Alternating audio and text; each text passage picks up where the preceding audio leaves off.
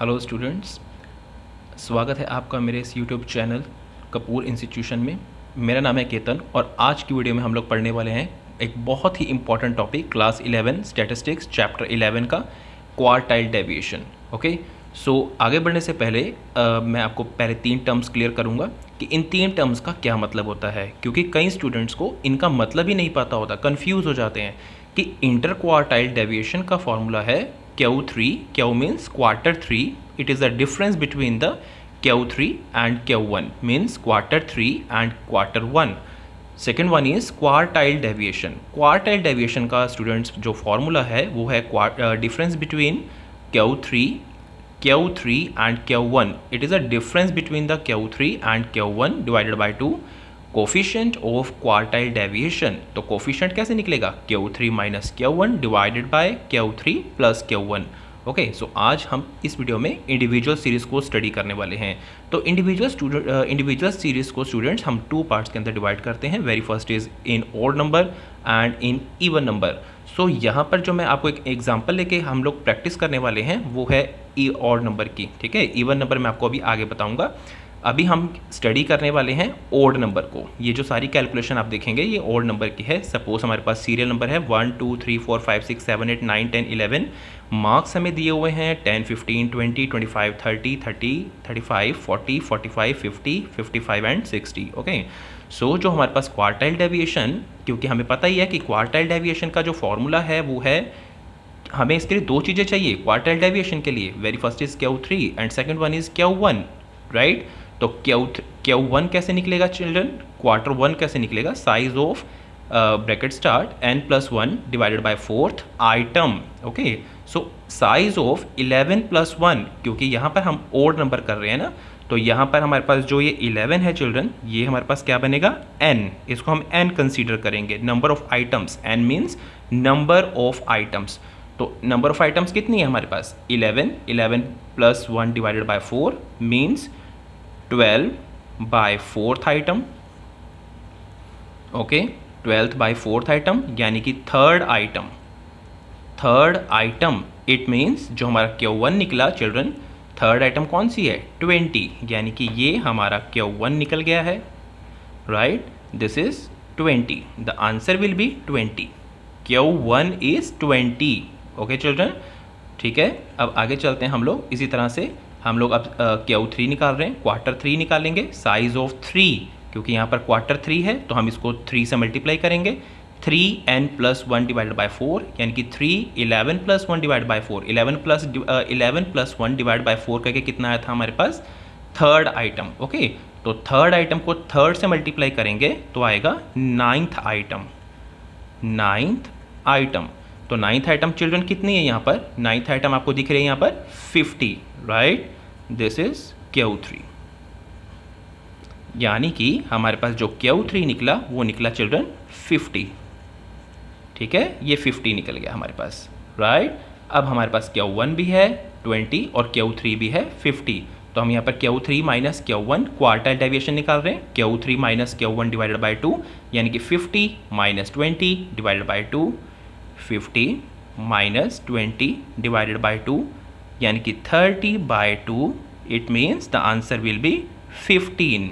The answer will be 15 एंड हेयर आप सबको क्लियर होना चाहिए children, Q3 minus Q1 divided by Q3 plus Q1, you know. तो 50 minus 20, 50 plus 20, the answer will be, okay, the answer will be children 0.43, 0.4 and 3, 0.43।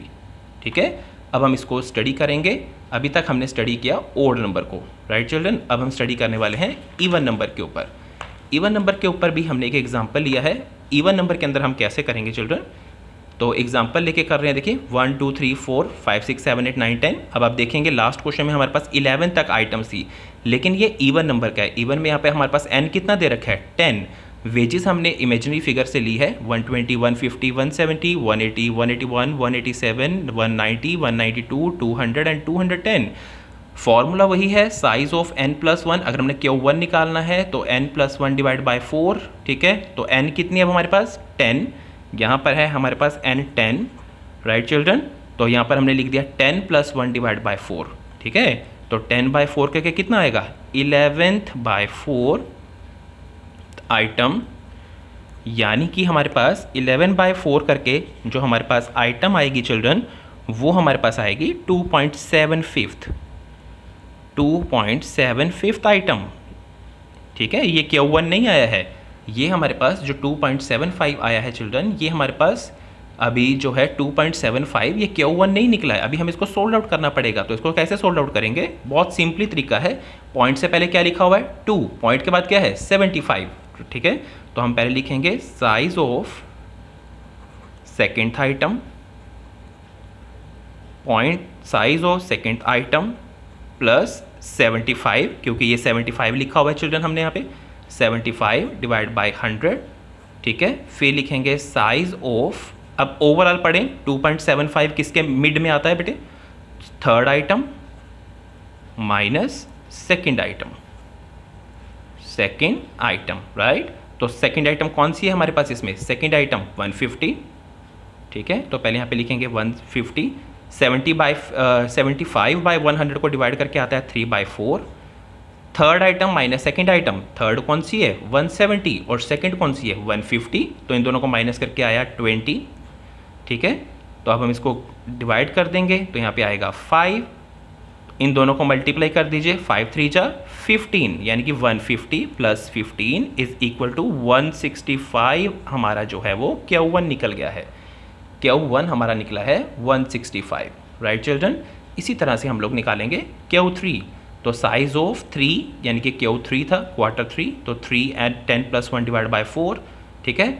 तो यहाँ पर अब हम इसको सोल्ड आउट कर रहे हैं, 3, ठीक है, और यहाँ पर 2.75, क्योंकि ऊपर हमारा निकला था 2.75, ये देखिए हम निकाल रहे हैं यहाँ पे 2.75 हमने निकाला हुआ है, तो 2.75 से मल्टीप्लाई कर रहे हैं। तो हमारे पास जो आंसर बना चिल्ड्रन, यहाँ पर जो अब हम करेंगे इसको 2.75 से मल्टीप्लाई करके, हमारे पास आएगा 8.25 आइटम। इसी तरीके से इसको सॉल्व आउट कैसे करेंगे, पॉइंट से पहले क्या लिखा हुआ है 8 और पॉइंट के बाद क्या है 25, तो हम यहाँ लिखेंगे size of 8th item plus, अब यहाँ पे 25 है, पॉइंट के बाद क्या है 25, यानी कि 25/100, और ओवरऑल किसकी मिड टर्म है 8.25, किसके मिड में आती है 8 और 9 के, तो हम यहाँ लिखेंगे size of 9th item minus 8th item, size of 8th item, right. तो 8th आइटम कौन सी है चिल्ड्रन इसके सामने 192, 25/100 को डिवाइड करके कितना आ रहा है हमारे पास 1/4, राइट। तो 9th item minus 8th item, 9th है 200 एंड 8th है 192, यानी कि 200 माइनस 192, ठीक है। तो इसको आगे हम फर्दर सॉल्व कर रहे हैं, 192 प्लस 1/4 मल्टीप्लाई 8, इसको काट के आ गया 2, तो हमारे पास टोटल आंसर इज 194।